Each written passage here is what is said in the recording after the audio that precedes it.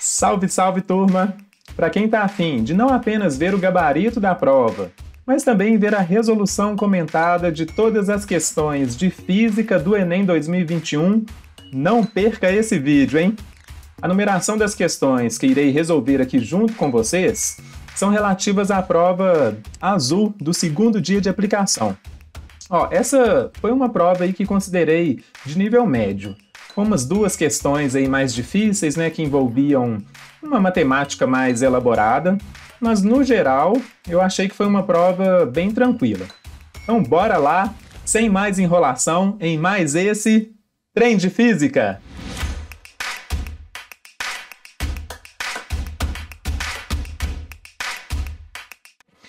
Bora então começar pela primeira questão, obviamente, de física, a questão número 92.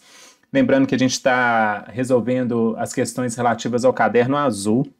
Bem, a questão 92, ela é uma questão de ondulatória, né? Vai falar sobre ondas sonoras. E aí, dá uma olhadinha aí, ó, na prova. Bem, ela mostra uma figura aí de um sino dos ventos e fala que ele é composto por várias barras metálicas de mesmo material e espessura, mas de comprimentos diferentes.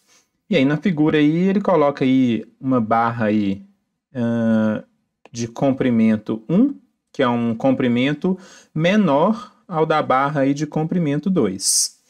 Então essa é a informação que a gente tem, né? O comprimento 1 menor do que o comprimento 2. E aí, seguindo o enunciado, fala o seguinte, ó, considere F1 e V1, respectivamente, como a frequência fundamental e a velocidade de propagação do som emitido pela barra de menor comprimento.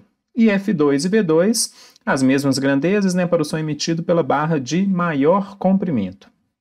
Bem, galera,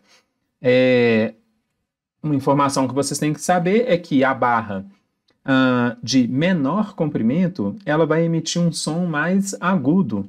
E som mais agudo significa, então, que F1, né, a frequência da barra aí menor, ser mais aguda, a frequência é maior do que F2, que tem um som mais grave. Então, F1 maior do que F2.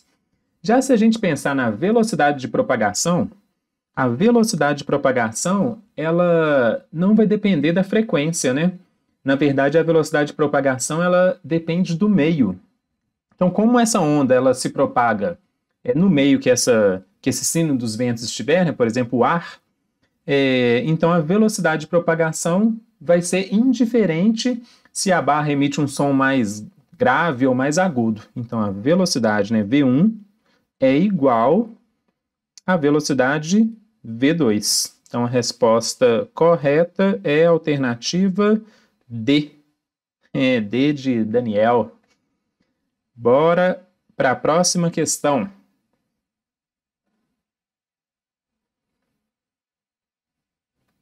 Questão 94.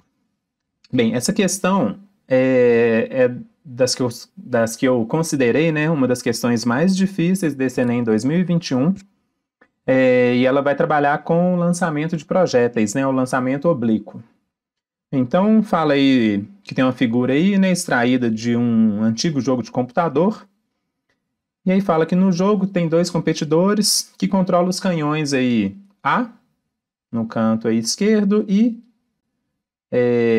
B, na outra extremidade.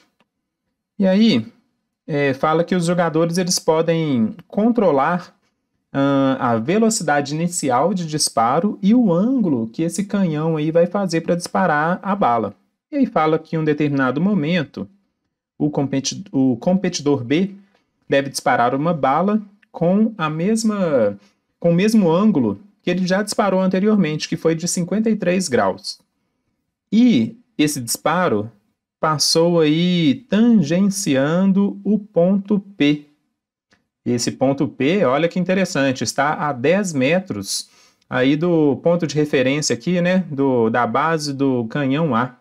E para que eu vou usar essa informação? Para nada. É só para confundir o candidato. Então vamos seguir. Fala que no jogo, né, G, a aceleração da gravidade é igual a 10 metros por segundo, e considere que o seno de 53 graus é igual a 0,8 e o cosseno de 53 graus é 0,6. E é desprezível a ação de forças dissipativas, então a gente não vai levar em consideração, por exemplo, a resistência do ar. E aí, com base nas distâncias dadas e mantendo o último ângulo de disparo, então quer dizer 53 graus, qual deveria ser aproximadamente o menor valor da velocidade inicial que permitiria o disparo efetuado pelo canhão B, né, esse disparo atingir o canhão A. Bem, lançamento de projéteis, nós vamos fazer o seguinte aqui, ó. A bala saiu aqui do canhão A e fez uma parada mais ou menos assim, até atingir o canhão B. Saiu do B até atingir o canhão A. Bem, lançamento de projéteis, a gente tem que decompor a velocidade inicial. Vai ficar mais fácil da gente resolver. Então, olha só, a gente vai decompor em duas velocidades aí perpendiculares, né? Uma no eixo Y, que eu vou chamar de VY, e a outra no eixo X, que eu vou chamar de VX.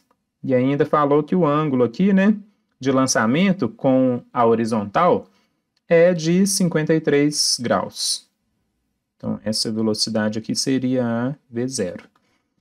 Bem, gente, então, ó, eu tenho esses dois valores aqui, importantes, ó, que é a distância entre o canhão B e o canhão A, 120 metros, e essa altura relativa aqui, né, entre o canhão B e o canhão A, que é de 35 metros. Para resolver isso, ó, a gente vai fazer o seguinte.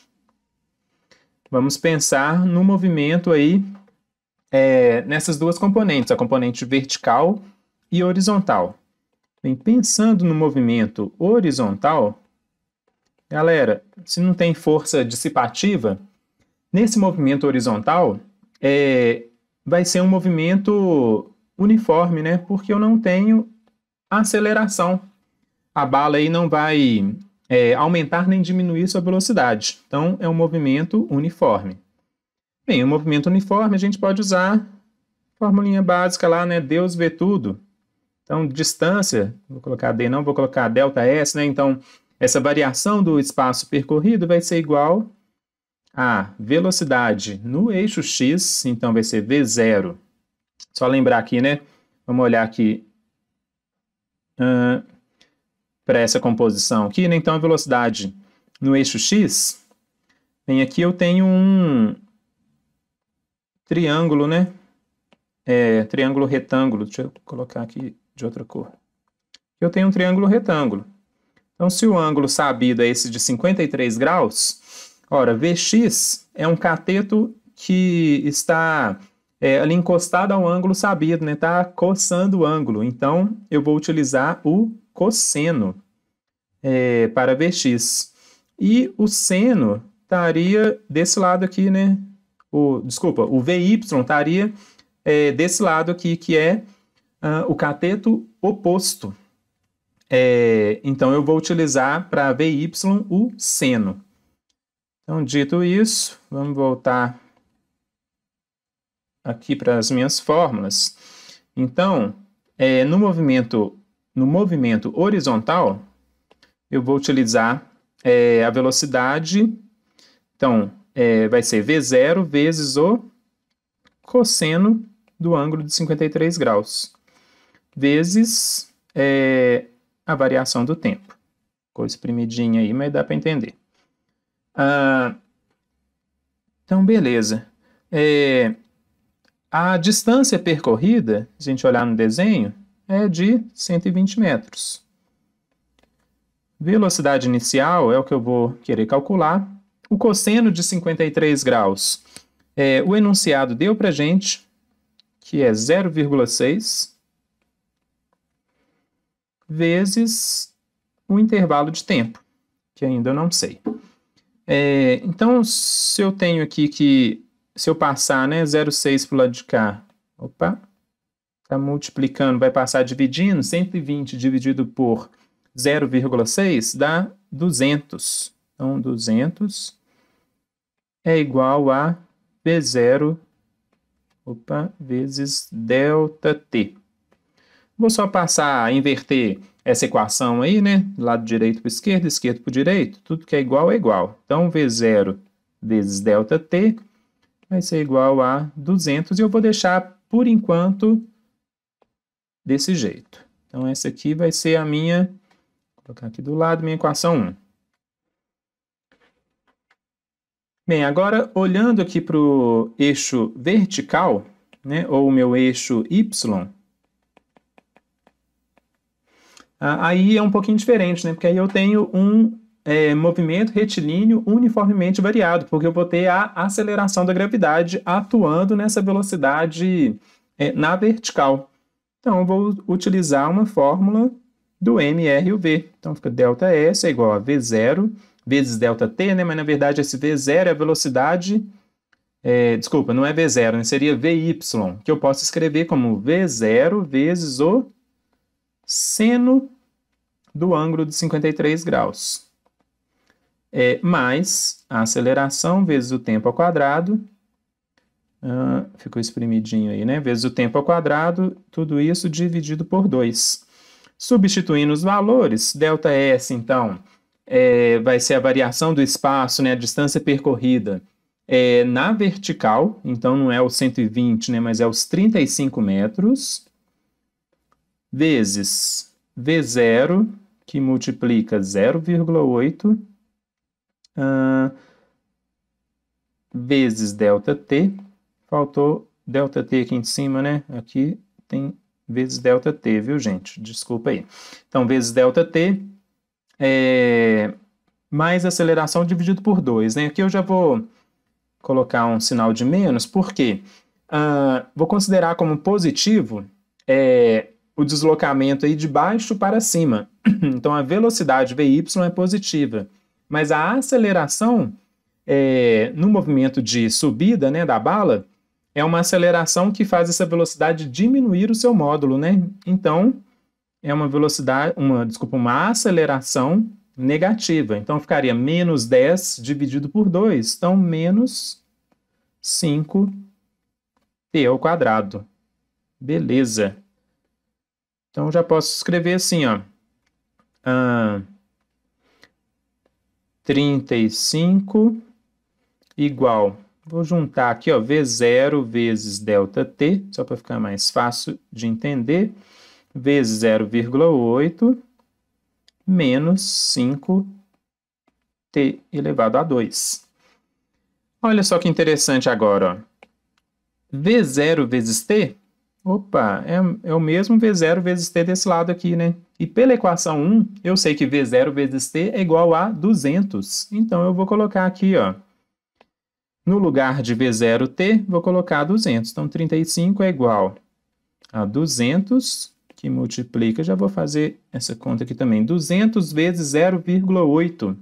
Isso dá 160 menos 5t ao quadrado. Beleza. Então, 160 eu passo para o lado de cá, negativo, né? Então, menos 160 mais 35 dá menos 125 igual a menos 5t ao quadrado.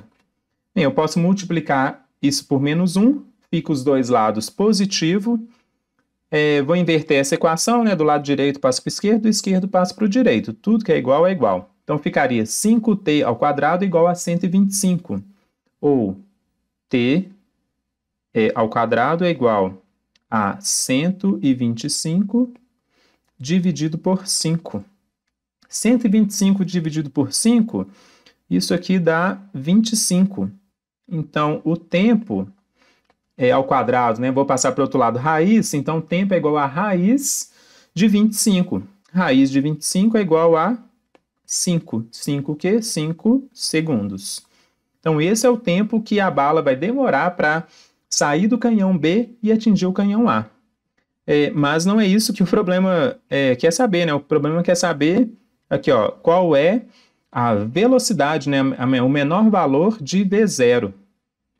Então, eu vou pegar esse vou pegar esse tempo igual a 5 segundos, então 5 segundos, e vou substituir aqui do lado de cá. Então, ficaria, né, V0 vezes 5 igual a 200. Então, V0 é igual a 200 dividido por 5, que dá 40 metros por segundo. Essa é a resposta da nossa questão número 94. Então, é a alternativa C. Passando por essa questão, o resto está suave. Bem, vamos para a questão número 95. Essa é uma questão interdisciplinar com a química, que vai falar sobre meia-vida. Então, ó, os pesticidas organoclorados, nem sei o que é isso, foram amplamente empregados na agricultura, contudo, em razão de suas elevadas toxicidades e persistências no meio ambiente, eles foram banidos. Então, considere que a aplicação de 500 gramas de um pesticida organoclorado em uma cultura e que, em certas condições, o tempo de meia-vida, agora as informações importantes, né? Então, aqui, ó, 500 gramas do pesticida, e fala que o tempo de meia-vida é de 5 anos. E aí a pergunta é, a massa desse pesticida, no decorrer dos 35 anos, será de... Bem, gente, o que é essa tal de meia-vida? Meia-vida é o tempo necessário para que metade da amostra de pesticidas seja transformada. Então, se eu tenho 35 anos e a meia-vida é de 5, 35 dividido por 5, eu tenho 7. Então, nesse período, eu vou ter 7 meia-vida, ou meias-vidas, meias-vida, não sei. Então, eu vou ter 7 meia-vida no decorrer aí desses 35 anos. Então, é só eu fazer metade aí, tirando metade da massa desse pesticida em cada meia-vida. Então, olha só, se começou com 500, na primeira meia-vida, vai ser 500 por 2, né, 250 gramas. Na segunda meia-vida, vai ser 125. Na terceira meia-vida, vai ser 62,5. Vou fazer mais rápido aqui, né? Na quarta, 31,25. Na quinta, estamos chegando lá, gente, calma aí. 15,65. Na sexta, 7,8125. E na sétima meia-vida, que é quando a gente quer saber, vai ser no final aí desses 35 anos, a gente vai ter aí aproximadamente 3,9 gramas, o que dá a alternativa A. Beleza. Na próxima página, questão número 99. Bem, a questão 99 é uma questão de transferência de calor. Fala aí das ilhas de calor, né? Fala da cidade de São Paulo. E fala aqui, ó. Ao cruzar a ilha de calor, a brisa marítima agora encontra um fluxo de ar vertical que transfere para essa brisa marítima energia térmica absorvida das superfícies quentes da cidade, deslocando-a para altas altitudes. Altitudes é ótimo, né? Dessa maneira, a condensação, chuvas fortes, etc. É um problema ambiental, né? Mas vamos lá para a questão. Ó. No processo de fortes chuvas no centro da cidade de São Paulo, há 2 mecanismos dominantes de transferência de calor. O primeiro, né? É entre o Sol e a ilha de calor. Ó, se fala transferência de calor, né? Do Sol para a Terra, né? Essa energia térmica aí está saindo do Sol, chegando na Terra. Então, atravessa o espaço vazio, atravessa o vácuo até chegar na Terra. Essa transferência de calor é a transferência por radiação eletromagnética ou irradiação. Então, pode ser alternativa A ou B. Vamos ver o próximo mecanismo, né? Então, o segundo mecanismo é entre a ilha de calor e a brisa marítima. Ora, no enunciado aqui, ó, olha só, fala que ao cruzar a ilha de calor, a brisa marítima agora encontra um fluxo de ar vertical. Gente, fluxo de fluidos, transferência envolvendo fluxo de fluidos por corrente de convecção, né? Então, é uma transferência de calor por convecção. Então, a alternativa correta é a alternativa A. Vamos para a questão 100. No estudo sobre a queda dos corpos, Aristóteles afirmava que se abandonarmos corpos leves e pesados de uma mesma altura, o mais pesado chegaria mais rápido ao solo. Isso é uma concepção muito do senso comum. Mas, depois de aulas de física, certo professor falou que não é bem assim, né? Mas aí 2 alunos aí ficaram bastante encucados aí com o que eles esperam, né? O que eles acham aí, as concepções que eles trazem do senso comum. E aí o colega A falou o seguinte, ó, para o coleguinha B, assim, ó, o corpo mais pesado cai mais rápido que o menos pesado. Quando largado de uma mesma altura, se eu largo, né, uma pedra e uma rolha, a pedra chega antes. Então, tá provado que o mais pesado é o que cai primeiro, né? Cai mais rápido. Aí o colega B, safo, pensou o seguinte, ó, não acho que é isso não. Ó, se eu pegar uma folha de papel, né, um papel esticado e deixar cair, quando eu amassar essa folha de papel, o papel amassado vai cair mais rápido. Mas aí como que isso é possível, né? Já que a folha de papel tem a mesma massa, né? Então deveria cair do mesmo jeito. E aí a pergunta é a seguinte: o aspecto físico comum que explica a diferença de comportamento dos corpos em queda nessa discussão é nas alternativas, ó, letra A, peso dos corpos. A queda, ela é independente dos pesos dos corpos. Então, o peso dos corpos não altera. Tanto é que nessa experiência aí da folha de papel, né, o aluno B provou isso. Vamos pular a letra B. Alternativa B, vocês sabem por quê? Porque vai ser a certa, mas a C fala massa dos corpos. Assim como não depende do peso, também não depende da massa. Densidade dos corpos, também não. E a aceleração da gravidade. Ora, a aceleração da gravidade é a mesma, né? Então, faltou a alternativa da letra B, resistência do ar. Ora, quando o aluno pega uma folha esticada, normal, e uma folha e amassa essa folha de papel, quando ele amassa, o que ele está fazendo? Ele está diminuindo a área de contato da folha com o ar. Então, ele está diminuindo a resistência do ar. Por isso que a folha de papel amassado vai cair mais rápido que uma folha de papel esticada. Então, o aspecto físico responsável por isso é a resistência do ar. Alternativa B, de bola. Bora para a questão 102. Bem, na figura aí, mostra aí que é possível ligar aparelhos de baixa corrente utilizando os materiais comuns de laboratório no lugar das tradicionais pilhas. Na verdade, isso aí é o que esse aparato que está mostrado aí na figura, na verdade, isso aí é o que a gente chama de pilha. E não é uma pilha qualquer, não. É a pilha minha, é a pilha do Daniel. Isso mesmo, gente. Então, pilha de Daniel. Olha só, essas pilhas, elas funcionam como fonte de tensão, né? Então, elas vão funcionar como se fosse uma bateria ou como se fosse as próprias pilhas. Então, a gente representa a representação, né, que a gente usa para uma fonte de tensão, para as baterias, essa representação aqui, ó.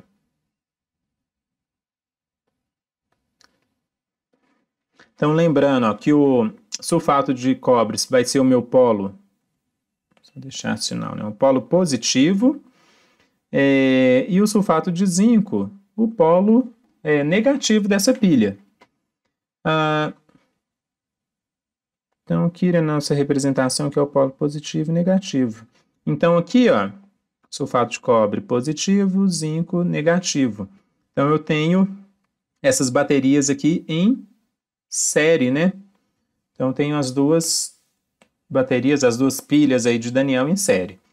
O cronômetro, ele vai funcionar como um elemento resistivo. E elemento resistivo, a gente tem essa representação aqui, ó. Isso é a representação de um elemento resistivo. E o voltímetro, a representação de um voltímetro é dessa forma. Ora, olha só aqui, ó, o ponto onde um polo aqui do cronômetro está conectado a essa pilha de Daniel é o mesmo ponto, que o voltímetro também está conectado. E se a gente pegar o outro polo aqui do cronômetro, ó, então ele liga aqui nesse ponto aqui da pilha de Daniel, que é o mesmo ponto que eu ligo o outro polo do meu voltímetro. Então, voltímetro e cronômetro estão em paralelo. E as duas baterias aqui, ó, estão em série. Então, a resposta correta tem que ser uma resposta que eu tenho voltímetro em paralelo com o elemento resistivo, em paralelo com duas fontes de tensão, que vai dar a minha alternativa B de bola. Aí o aluno pode perguntar assim, por que é a alternativa B e não a C? Ora, olha aqui, ó. Na alternativa B é a única ligação correspondente ao representado na imagem, que aqui eu tenho o polo positivo, né, as duas baterias em série, né, conectado ao polo negativo, e aqui o polo positivo e negativo do outro lado. Na alternativa C, tá negativo com negativo, né? Portanto, a alternativa correta para a questão 102 é a alternativa B de bola. Bora seguir para uma questão de força magnética. Ó, nessa questão fala o seguinte, duas esferas carregadas com cargas iguais, estão ligadas aí por uma haste rígida, como se fosse um halter, e o sistema se movimenta sobre a ação da gravidade numa região que tem um campo magnético horizontal uniforme, como mostrado aí na figura. E aí fala que essa imagem aqui que está representada na prova é uma imagem feita de cima. Então olha aqui, ó, nesse símbolo aqui da aceleração da gravidade, ó, fala que se eu olhar no plano do papel, é como se a aceleração da gravidade estivesse entrando no papel. E o campo magnético aqui na horizontal, né, da esquerda para a direita.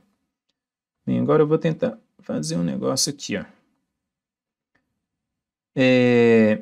Para eu saber, vamos voltar aqui na pergunta, visto de cima o diagrama esquemático das forças magnéticas que atuam no sistema no momento inicial, que as cargas penetram na região do campo magnético, está representado por. Então, eu tenho que saber analisar aí o vetor força magnética. Para fazer isso, a gente usa a regra da mão direita, ou a regra do tapa, né, da mão direita. Bem, essa regra é o seguinte, como é que eu vou tentar fazer aqui? Está espelhado? Está espelhado, mas acho que vai dar para entender. Bem, se eu pegar esse plano aqui da tela, ó, o meu dedão eu vou apontar no sentido da velocidade. Ó, se a aceleração da gravidade está entrando na folha, ou na tela, aqui, é meio difícil esse espelhado aqui, ó, está entrando na tela, os outros dedos da minha mão têm que apontar, ó, no sentido do campo magnético, lembrando que eu tenho que fazer essa regra aqui com a mão direita, né? E aí o tapa que eu dou tem o sentido e direção da minha força magnética. Então, ó, o tapa com a palma da mão é a força magnética em uma carga positiva. Então, se eu dou um tapa aqui, ó, palma da mão para baixo, então quer dizer que a força magnética está vertical para baixo. Já o tapa com a parte de cima da minha mão representa uma força em uma carga negativa. Então, Na carga negativa é vertical para cima. Aí, se a gente olhar, então, a alternativa correspondente é a alternativa A. Olha aqui, ó. Na carga positiva eu tenho uma força magnética vertical para baixo e na carga negativa eu tenho uma força magnética vertical para cima. Então, alternativa A.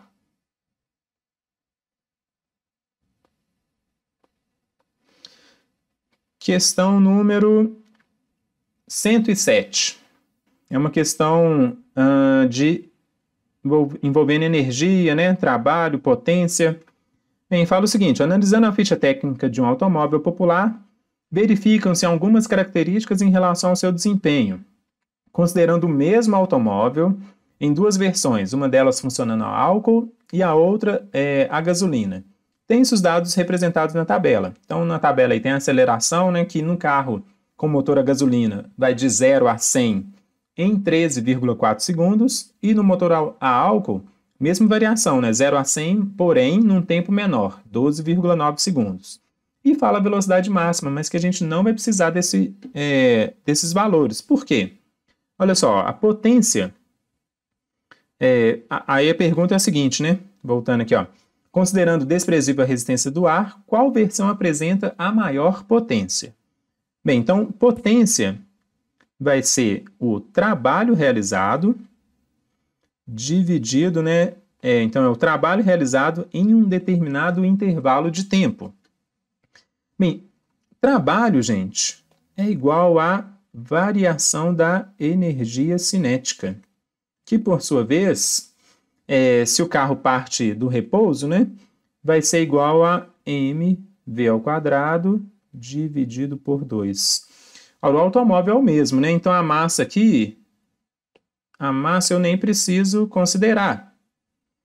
Então, eu vou estar, para saber esse trabalho aí, né, o trabalho que o motor do carro faz, eu posso olhar aqui para velocidade, mas é essa variação da velocidade, né? Lembrando que a potência é o tanto de trabalho realizado em um determinado instante de tempo. Então, de 0 a 100, a variação da velocidade tanto para o motor a gasolina quanto para o motor a álcool é a mesma. Ora, então a potência vai ser maior se o trabalho realizado é o mesmo, vai ser maior se esse trabalho for realizado em um menor tempo. São grandezas inversamente proporcionais. Então, se o tempo para atingir essa velocidade de 100 km por hora no motor a álcool é menor do que para o motor a gasolina, então a potência do motor a álcool é uma potência maior do que do motor a gasolina. Isso aí dá alternativa C. Então, ó, como a versão a álcool apresenta maior taxa de variação de energia cinética, esta é a que desenvolve a maior potência. Vamos agora para a questão mais viajada do Enem. Essa questão aí, na minha opinião, ficou um pouco mal elaborada. Fala o seguinte, ó. No cordel intitulado Senhor dos Anéis. Quando o aluno lê isso aí, ou pelo menos quando eu li isso, já é meio cringe já, né? Mas Senhor dos Anéis eu já pensei no filme, né? Ou no livro Senhor dos Anéis. E fiquei pensando ver se tinha alguma relação, né? Mas na verdade eu acho que esse Senhor dos Anéis aí, esses anéis, está mais relacionado mesmo aos anéis de Saturno. Se o aluno pensasse nisso, já teria a resposta correta. Mas vamos lá. Ó, o cordel é: a distância em relação ao nosso planeta amado. Esse planeta amado aí eu não tenho certeza, mas eu vou considerar que é a Terra. Então, a distância em relação ao nosso planeta amado, pouco menos que a do Sol, ele está distanciado e menos denso que a água quando no normal estado. Gente, olha aí. Quem elaborou aí forçando a barra, né? Para a gente ter uma interdisciplinariedade aqui com o português, será? Bem, então vamos lá. a informação aqui que a gente vai precisar mesmo vai ser esse aqui, ó. Menos denso que a água quando no estado normal. Ora, a densidade da água é 1, né, gente? E o único planeta que tem a densidade relativa média e menor do que 1 é Saturno. Então, simplesmente é apenas isso que eu preciso saber para resolver a questão. E se a gente pensar ainda, considerando que, não sei nem se essa é a relação correta, mas olha só, se a gente considerar o nosso planeta amado ser a Terra, então olha só, a distância em relação ao nosso planeta amado, distância entre Saturno e a Terra, pensando nessa distância média que é o Sol, né? A gente pode falar que essa distância é de 8,6, né, unidades astronômicas. Então, essa distância é um pouco menos que a do Sol, né, do que Saturno ao Sol, que é 9,6.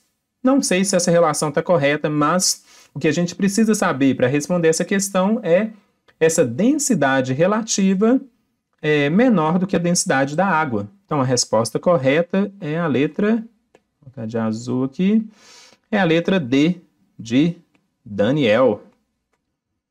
Bora para a questão 109. É uma questão envolvendo aí a segunda lei de Ohm, envolvendo resistência elétrica, né? Então, ó, cientistas da Universidade de New South Wales, na Austrália, demonstraram em 2012 que a lei de Ohm é válida mesmo para fios finíssimos, cuja seção reta aí compreende alguns poucos átomos. Aí a tabela apresenta as áreas e comprimentos de alguns fios construídos, respectivamente, com as mesmas unidades de medida. Isso aqui é importante, ó. Considere que a resistividade mantém-se constante. Então, a resistividade não vai ser alterada. E aí pergunta, né? As resistências elétricas dos fios em ordem crescente são... Bem, a segunda lei de Ohm é a fórmula da rola. Que, professor? Que é isso? É isso mesmo, vou apresentar a rola para vocês, ó. Resistência R é igual a ρ, que é a resistividade, vezes o comprimento do fio, dividido pela área da seção transversal. Ora, se a resistividade é constante, não vai alterar, né, nos valores aí de R1, R2, R3, R4.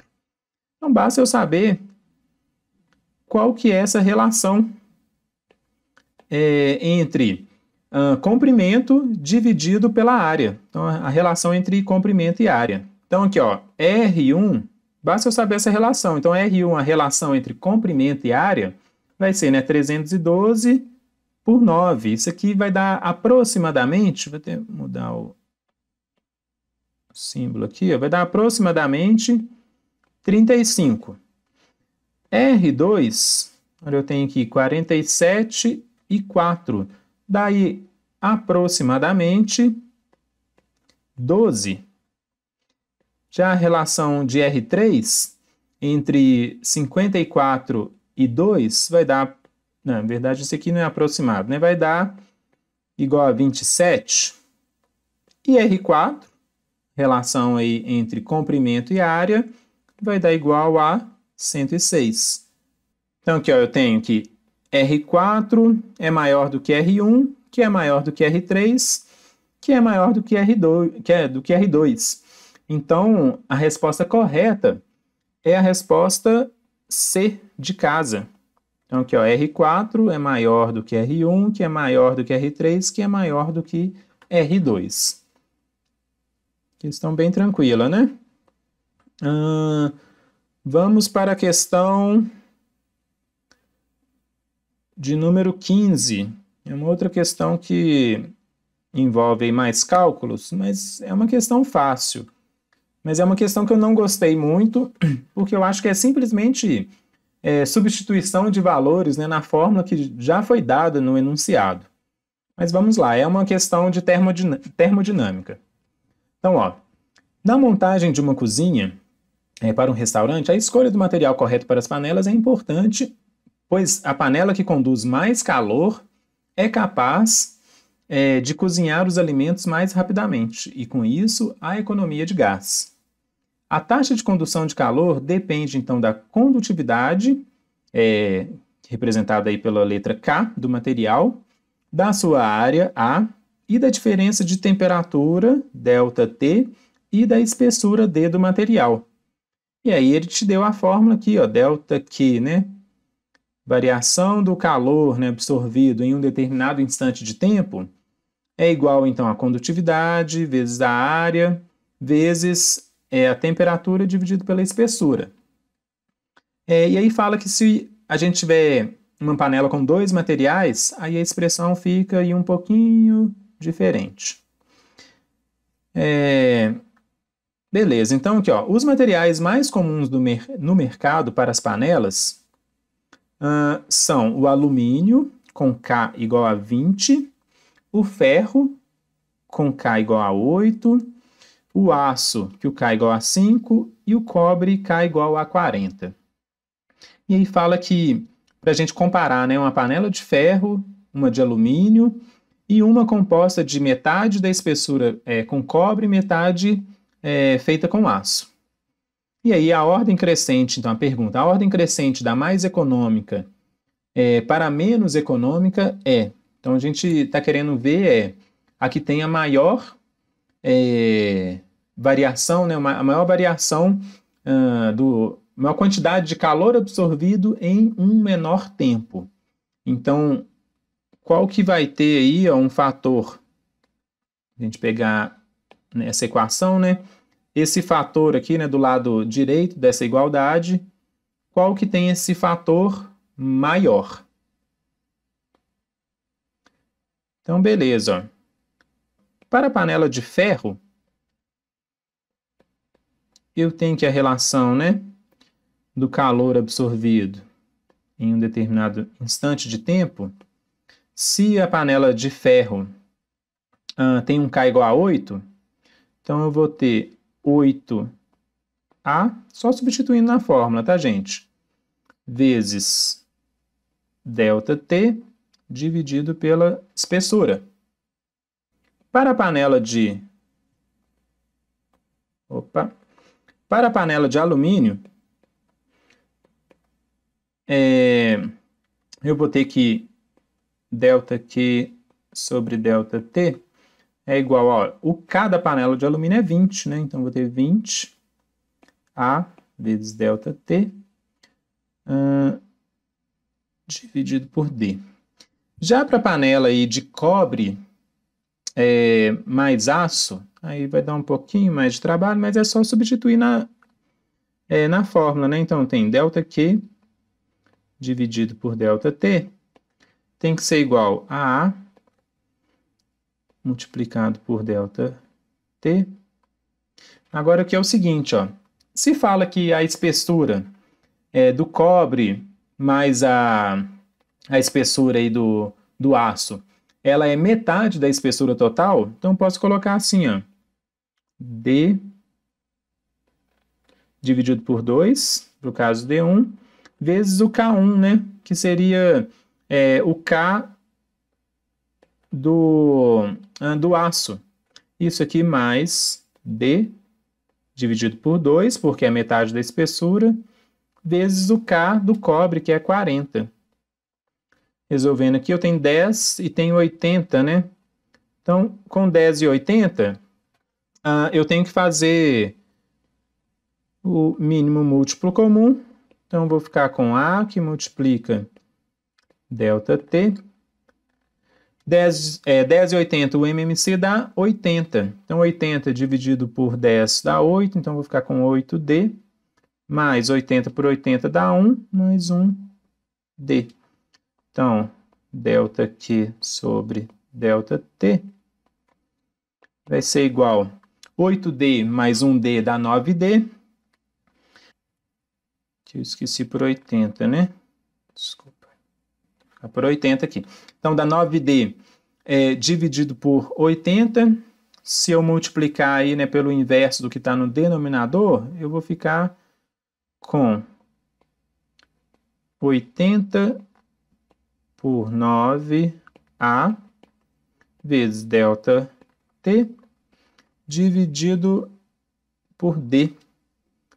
Fazendo aqui aproximadamente, não precisa preocupar em fazer essa conta certinho, não. 80 dividido por 9 dá mais ou menos aproximadamente 9. Então, 9A vezes ΔT dividido por D. Ora, agora é só comparar com os outros valores, ó. Para a panela de cobre mais aço, eu tenho 9A. Para a panela de alumínio, eu tenho 20A. E para a panela de ferro, eu tenho 8A. Então, a panela de alumínio, ela vai absorver calor num tempo menor. Então, a de alumínio, nesse sentido, aí, é mais econômica. Seguida pela panela de cobre mais aço. E, por último, a panela de ferro. Então, a alternativa correta é a alternativa B de bola. Bora para a questão de número 120. Na questão de número 120, fala um pouco aqui que as folhas das árvores elas mudam de cor, indo de verde para tons de amarelo, laranja, vermelho. E a cor verde das folhas deve-se ao pigmento clorofila. E que a gente tem outros pigmentos. Por exemplo, esse caroteno, que é responsável pela coloração amarelo, alaranjado, e tem o pigmento antocianina, que é responsável pelos tons avermelhados. E aí fala que a coloração observada, ela se dá em função da interação desses pigmentos com a radiação. Bem, gente, um objeto qualquer, a cor que a gente vê desse objeto, bem, se for um objeto que emite luz, né, depende da fonte de emissão, mas isso é para corpos que emitem luz, né, uma lâmpada, ou a própria radiação vinda do Sol. Ou a gente tem os objetos que refletem luz. Então, nesse caso aí, né, as folhas elas vão receber radiação solar e vão refletir a luz que a gente vê. Então, uma folha verde, ela vai absorver todas as cores, de menos o verde. O verde ele vai ser refletido. No caso aí desses outros pigmentos, né, eles vão absorver as cores, né, da luz branca vinda da radiação solar e vão refletir a luz aí, no caso do caroteno, né? Do caroteno, vai refletir a luz, a coloração amarelo alaranjado. Então, a questão ela vai apresentar aí um espectro de absorção, e aí fala, né, conforme apresentado no espectro de absorção, as moléculas de clorofila absorvem radiação solar nas regiões aqui, ó, do azul e na região do vermelho. Assim, a luz refletida pelas folhas tem falta desses dois tons e as vemos na cor verde. Bem, então, o que eu expliquei, né, da absorção e reflexão, né? Então, ela reflete a cor que não é absorvida. Então, por que ela, absorvendo o azul e o vermelho, ela vai refletir o verde? Bem, aí a gente tem que lembrar da teoria das cores complementares. O que é uma cor complementar? É a cor que a gente adiciona a uma outra cor que vai dar branco. Então, olha só, se vem branco da luz solar e ela absorve uma determinada cor, o que sobra, o que ela reflete, né? Se a gente juntar essas duas cores, o absorvido e o refletido, tem que dar branco. E aí, para a cor verde, a cor complementar à cor verde é a cor magenta. E o magenta é exatamente uma combinação aí, né, de azul com vermelho. Bem, mas a gente nem precisa saber cada cor aí, o que é, qual que é a cor complementar. Por quê? Se a gente olhar nesse disco aqui de cores complementares, a gente tem a relação aí com a cor oposta, seria a cor complementar. Então, olha só, ele dá mais uma dica então pra gente aqui, ó. Já as antocianinas absorvem a luz desde o azul Então, desde o azul, vou riscar aqui no disco, ó, desde o azul até o verde. Nesse caso, a luz refletida pelas folhas, que contém antocianina, aparece conforme as cores complementares. Olha aqui, a cor oposta que está aqui nesse disco. Então, aparece vermelho alaranjado. E aí a pergunta, então, vai ser aqui, ó, em qual faixa do espectro visível os carotenos absorvem majoritariamente? Aí a gente volta lá no enunciado, que ó, fala que os carotenos, a gente vai ver a folha aí que tem essas moléculas aí nesse pigmento, vão aparecer amarelo alaranjado. E se a gente pegar aqui, né, amarelo alaranjado, o que está oposto aqui nesse disco aqui de cores complementares vai ser o violeta e o azul. Então a resposta correta é a alternativa A. Seguindo agora para a questão número 125. Que fala, né? Considere a tirinha na situação em que a temperatura do ambiente é inferior à temperatura corporal. E aí, já comentando, né? Se a temperatura do ambiente é inferior à temperatura corporal, qual que é um processo que o nosso organismo tem para regular a temperatura corporal? É o processo de transpiração, né? Então, o suor ele ajuda a regular a temperatura do nosso corpo. Então, indo para a tirinha, o personagem fala, né? Tá quente hoje, né? O outro, é mesmo? Não, é mesmo, é uma afirmação. Mas o que me incomoda mesmo é a umidade. E aí o outro, né? Você não gosta de umidade? Não mesmo. Então, esse incômodo mencionado pelo personagem da tirinha deve-se ao fato de que, em dias úmidos... Então, olha só, como que acontece essa regulação de temperatura no corpo? Quando a gente sua, a gente libera água, né, para a camada externa, né, da pele, e essa água, né, o suor, ele vai evaporar. No processo de evaporação, né, todo o processo de evaporação, ele é um processo de resfriamento. Então, quando o suor, né, ele evapora, a gente está resfriando a temperatura corporal.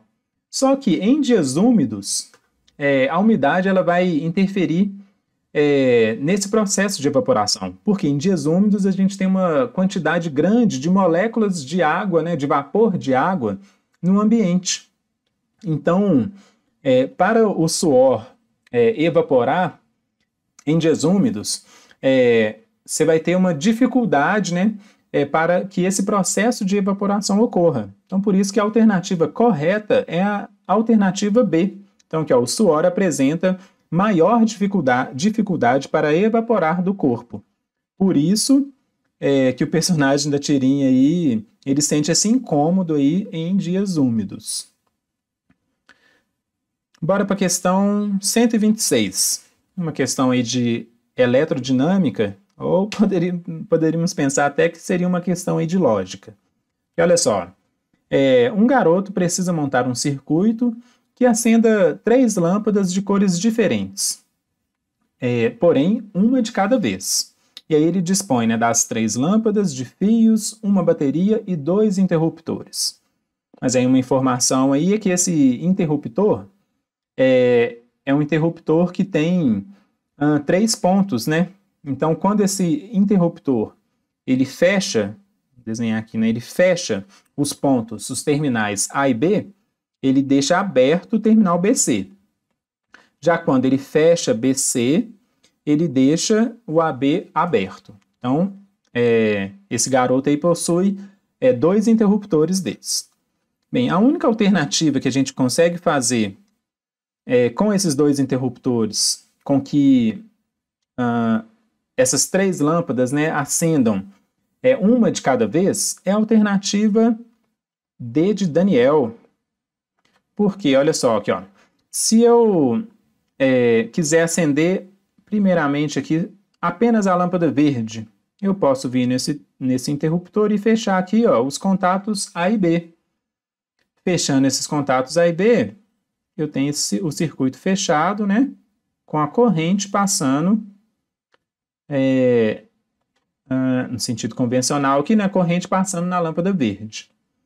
Se eu quiser acender a lâmpada vermelha, eu posso...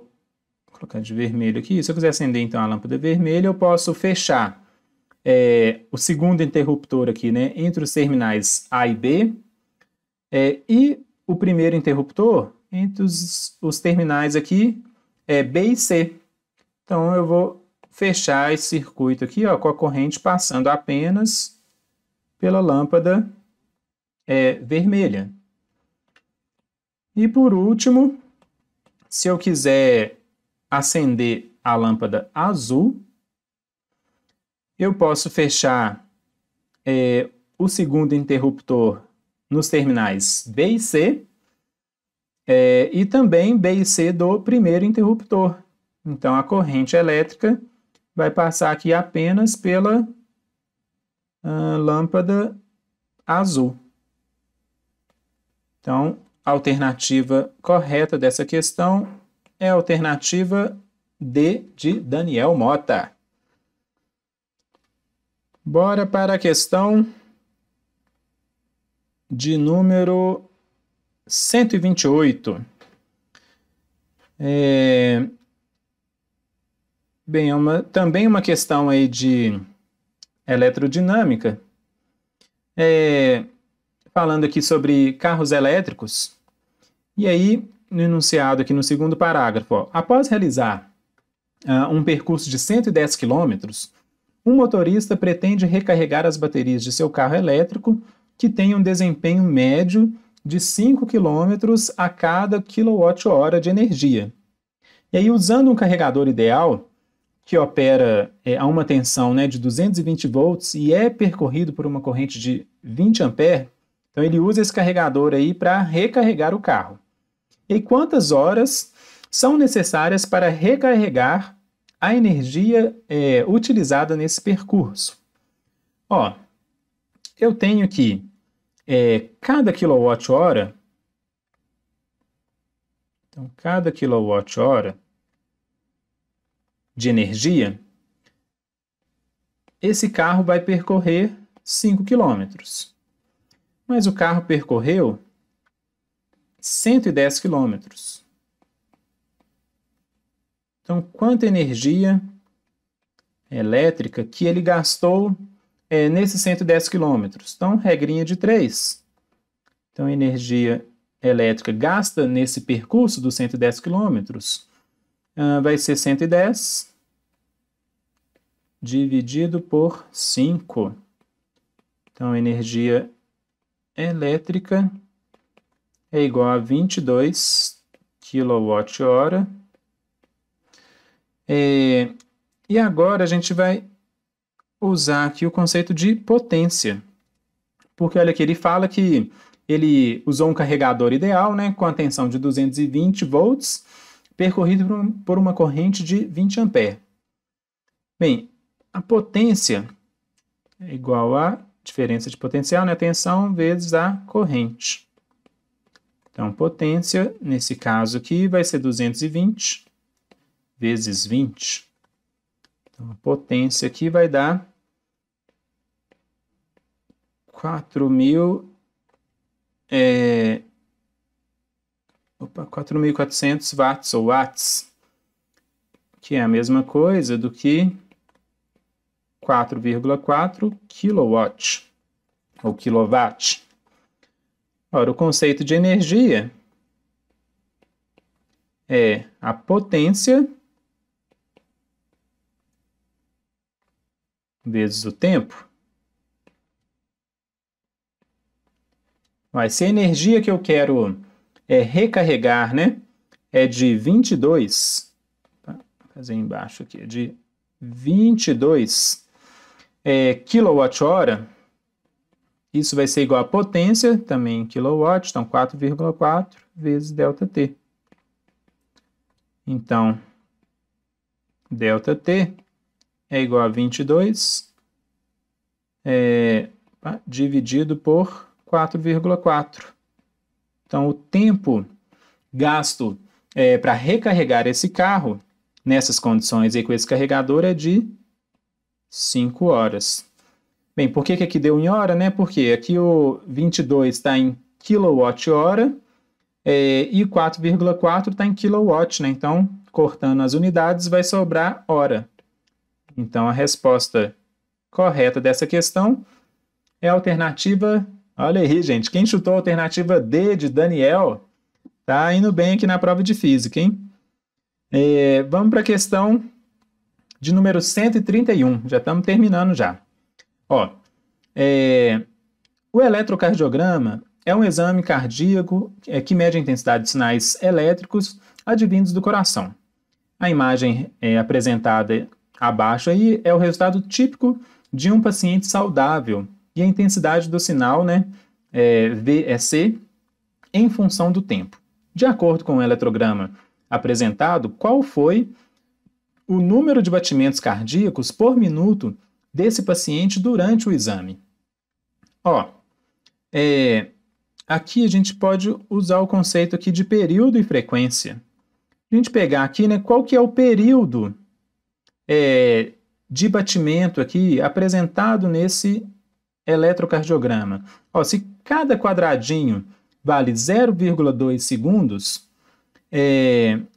entre aqui um batimento e outro, né, eu tenho 1, 2, 3, 4, 5 quadrados. Então, o período apresentado nesse eletrocardiograma é de 5 vezes 0,2 segundos. Então, o período é de 1 segundo. 1,0, tá? 1 segundo. E a frequência é 1 sobre o período, né? Então, se o período é 1, 1 dividido por 1. Então, a frequência vai ser igual a 1 batimento, né, por segundo, ou 1 Hz. Só que aqui, né, número de batimentos por minuto. É isso que eu quero saber. Então, a frequência, se é 1 Hz, é 1 batimento por segundo, para eu passar para batimentos por minuto, é só multiplicar por 60. Então, a frequência é igual a 60 batimentos por minuto. Então, a resposta correta é B de bola. Já estamos indo para o final. A questão 133, questão tranquila também, é interdisciplinar, né, com a química. Então, questão 133 fala o seguinte, ó. O quadro lista alguns dispositivos eletrônicos que estão presentes no nosso dia a dia, bem como a faixa da força eletromotriz necessária em seu funcionamento. Então, temos vários dispositivos, né?